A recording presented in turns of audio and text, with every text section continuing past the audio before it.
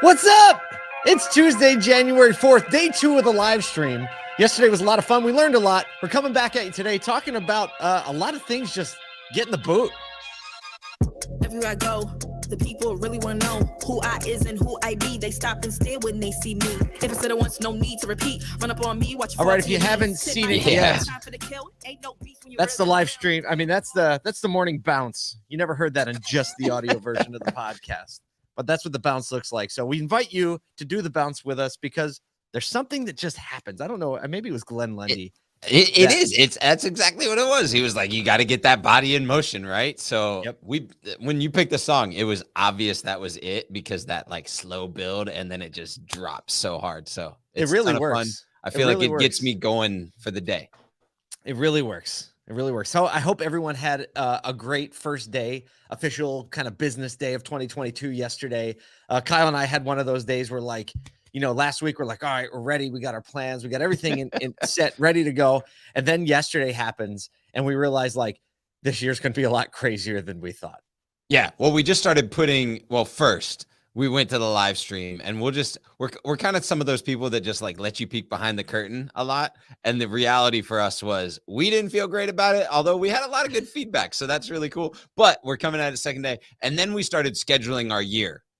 Yeah, we're like, we should like block this out. We need a Google Doc. Just like that. That's only through April, right? We're like, we're traveling. Yes. Here. We're like, we have to talk to our wives about this. Yeah, exactly. So, but it's going to be a really fun year. And I'm excited just because I think there's going to be a continued lift in energy around automotive. We started even we were just trying to find everything that was happening in automotive, not just kind of the digital dealer NADA type stuff, but what's happening at the OEM level. And we're just really excited to kind of discover some new arenas and avenues that we want to learn personally, and then also invite others into, whether it be through creative content or actually bringing people to events. Should be really fun. Yeah, we got some fun stuff planned. Like it was like Kyle said, it feels really weird to have things actually on a schedule months and months in advance. Because to me, 9 months, like scheduling an automotive State of the Union event 9 months in advance feels like the least natural thing that we've ever done. 8 months prior. That's 8 months further than we've done in the past period. Right. It's like, hey, we need to have others. Okay, so we got 5 weeks. We can do this. Right. Yes. And we need to start sending text messages. Right. Danielle starts calling venues. And before you know it, like 4 days later, we're like, all right, I think we can do this. Let's announce it. And that's what's going to be really fun is like, we're going to announce an event 9 months in the future and we're going to be like, we're ready for it. And hurry up and wait. So we've got some really cool things planned. I think that we're going to do some things that maybe we haven't done with Automotive State of the Union, and then also repeat some of the good things and kind of elevate them, bring some of the OG troublemakers back, but also bring in a whole nother swath of people into the content stream. So keep an eye out. We'll be just throwing things as they come at us for sure. Yeah. Yesterday a really fulfilling thing happened, and I'm not going to drop the names right now, but some of the troublemakers are now connecting behind the scenes and making trouble together, right? Yeah. It doesn't have to be through Automotive State of the Union. It doesn't have to be through, but it's just the fulfillment that comes when, like we put these two people in a room because they're troublemakers and they've been mutual friends. And now the sparks are flying and now they're going to start making trouble, right? That was so fulfilling when that happened yesterday. And that is, I think, indicative of what's going to happen through this community. I mean, we see it whenever you have community. Right. Ideas start coming. New synergies are formed. Like we see this here, obviously, like you see it in Auto Genius.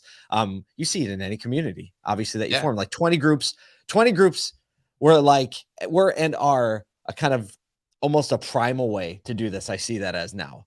Well, right? yeah. The velocity is slower. 20 groups, the majority of your 20 groups are focused on like very specific. They're mostly OEM driven, right? Yeah. So that's why they're P&L focused, right? Even though you get outside of like your location and you hear other ideas, there's still like a lock on, ideas or foresight. This is how we do things. Exactly. Right. The lane is definitely more well-defined. And, this isn't a year to hide behind your business plan. No, that's all there is to it. It's not a year to hide behind your business plan. And if you think that your business plan is going to carry you through any year now, you're probably wrong. It's not bad to business plan, have goals, have outlook, understand, where your P&L trajectory is and all that. But Yeah. if that's like the end all be all and you're not going to flex from that or potentially need to adjust, It's not going to work. It's just not going to work. So it's almost like, the speed of velocity we talked about, the futurist that Warren Buffett listens to say, we're going to advance 100 years in the next 5, meaning it's a 20x factor, meaning that every day is 20 days, every month is 20 months, every year is like 20 years. So to think that you can get by with a 12-month plan and like everything at the end of those 12 months, like think about it in 20 years, you're going to make a 20-year business plan? No. not a Right? chance. Survive. Well, and right. I loved it yesterday. At the end of the day, you said, "Oh my goodness, that was 20 days or whatever it was." Yeah. Like we just went through a month. And Right. the reality of that is like some of the news in the NFT world, I think was kind of how you brought it about. It was like something hit and it's like, wow, we didn't even think that was possible 3 days ago. Okay. Speaking of 20 years ago. Stop. Segue. Time. All right. That's our segue music. We try to have a little segue competition every once in a while. Okay, so speaking of 20 years ago, did you see the article that Blackberry is no longer going to be supported as of like today? This is I'm not sure whether to like celebrate or mourn, like where the line is feelings. Conflicted feelings. Well, let me ask you this, right? Because I'm a little bit older. Did you ever have a Blackberry?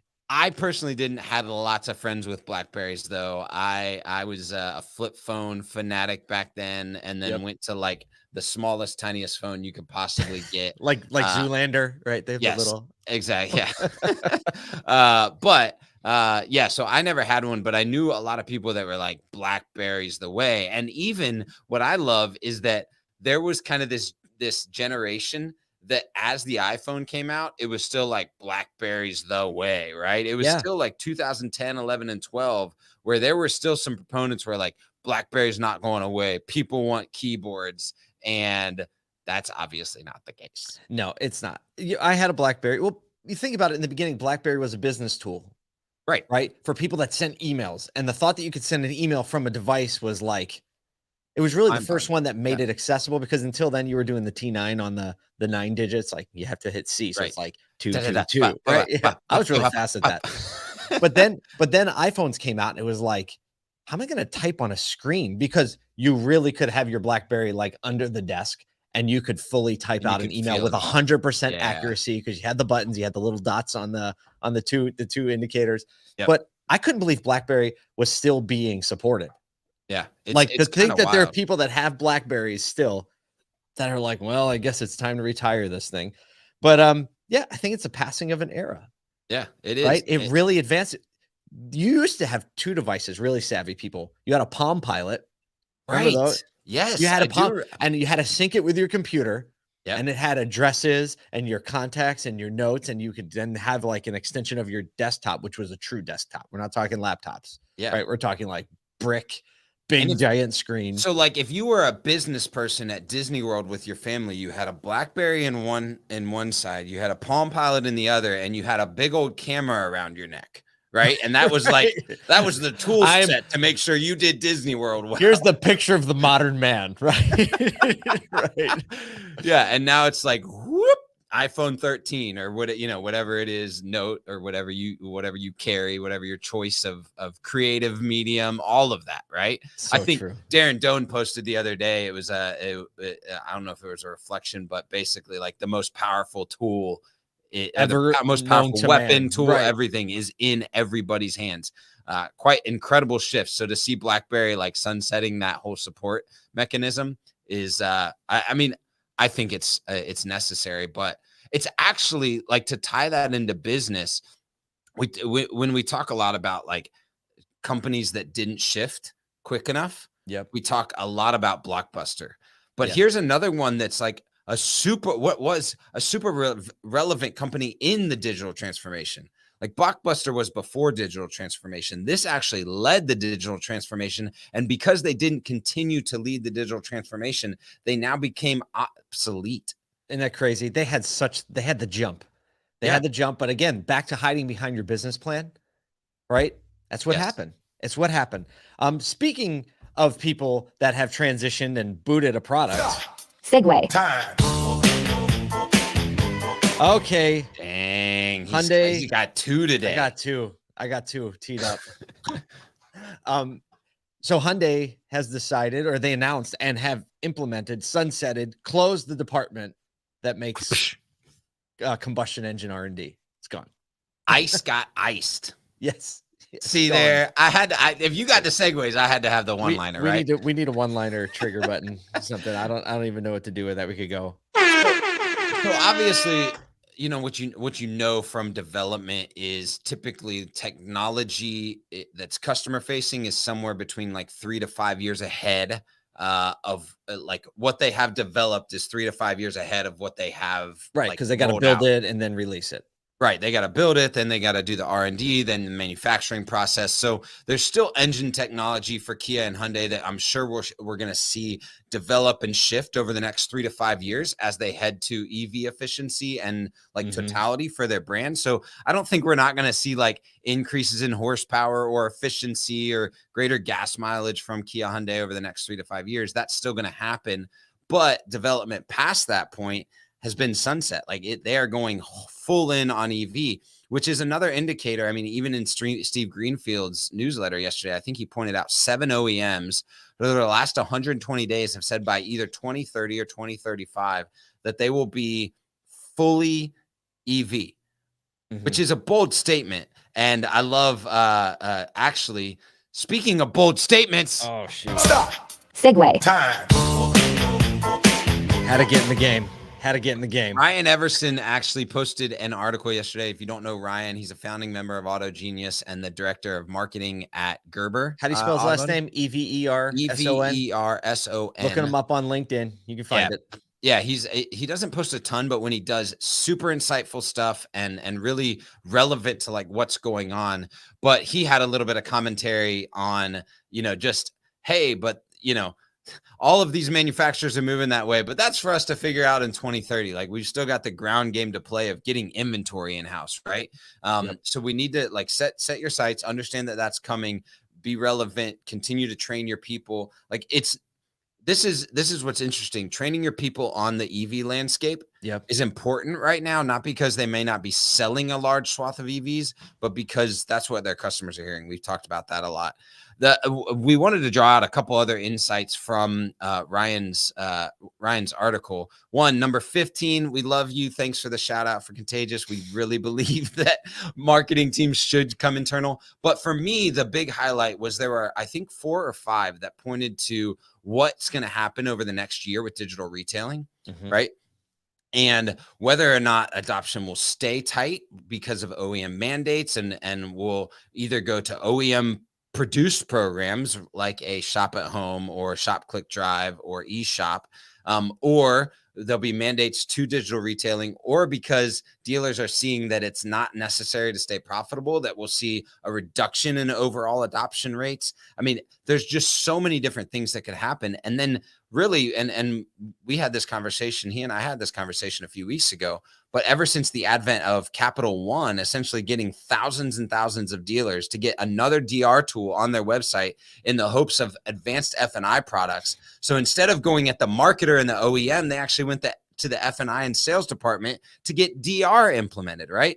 So you've got all these competing things telling you this is what your online retailing experience should happen. And goodness sake, that's overwhelming. For me, at least. Well, I mean, it's part of it's symptomatic of the times we live in.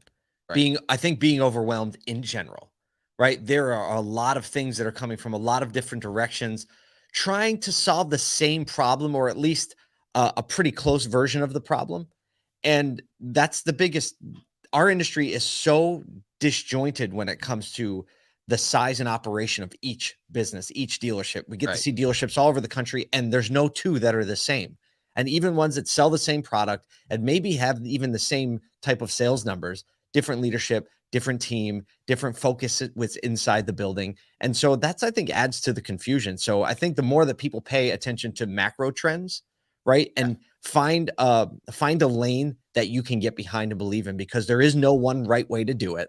It's going to continue to be confusing. There's going to continue to be a lot of options to accomplish the same thing or accomplish what looks like the same thing, right? So understanding, getting educated, getting around other people that believe the same way is how you're going to be able to solve problems in a linear fashion, because there is no one way, right? Go with the best possible thing for your business, your people, and your clients, and go all in, right? That's my encouragement, is don't every 90 days flip the script just because you believe there might be some new shiny object. Don't do that. Now, don't miss the best possible thing for your clients or customer or people, but also don't just flip the script because you thought you saw the newest, shiniest thing. Yeah. And that's the value of community. Talk to other people that are doing something in the lane, and don't just say yes to something, right? Talk to other people that have done it. Talk to people that you trust. There are so many people. There are enough people in the network. If you're a part of this community, they exist, right? Absolutely. Reach out to us, right? We'll connect you with somebody we know if we don't have the experience to say like, oh, we think this dealer over here did that, or this person over at that store is something similar to what you have. Let's do that so we don't just keep making decisions, because like it almost seems like a contradiction. In the beginning, we're like, don't hide behind your business plan, right? You need to be ready to pivot every month, every 3 months. And now we're like, don't just turn on a dime. Right. So there is that contradiction in there, but it is a sign of the times. And I guess it's why this industry is full of entrepreneurs. Yeah. I think flexibility and confidence can live in the same exact conversation. Oh yeah. And I think that's the difference. It's not just turning on a dime, it's flexibility. And that's different than just flipping a switch every time something goes wrong. And it's confidence that that your business plan has the flexibility to adapt to the changing times. Super true. Hey, I just realized something. Latasha, what's up? The comment just popped up. Don Brady, what's up? Nathan, what's up? We get to be interactive now that we're doing the live stream with the podcast that we're releasing. So there we go. Look, we're putting comments. Thanks, Danielle. Put those comments up there. So thanks for commenting. We're hoping that people understand the live stream's going. We don't have a dialed in time for you yet. It's going to be like kind of between 8 and 9 every day. But thanks. We'll take questions. We'll answer questions. We'll have some interaction going on. And if you haven't already, sign up for the email list at dealerspushingback.com. We'll put it up here in the second as we close. That's how you can stay really dialed in. We're going to get the clubhouse rooms fired back up. We're going to move to more content and more interaction in the future. But this is day 2 of the live stream. I'm already excited. People are commenting. And if you missed the episode, it'll be there. Or you can search the podcast, The Automotive Troublemaker, on every platform if you need a re-listen. Easier to share. Until then, this is how you get your bounce on. Let's go.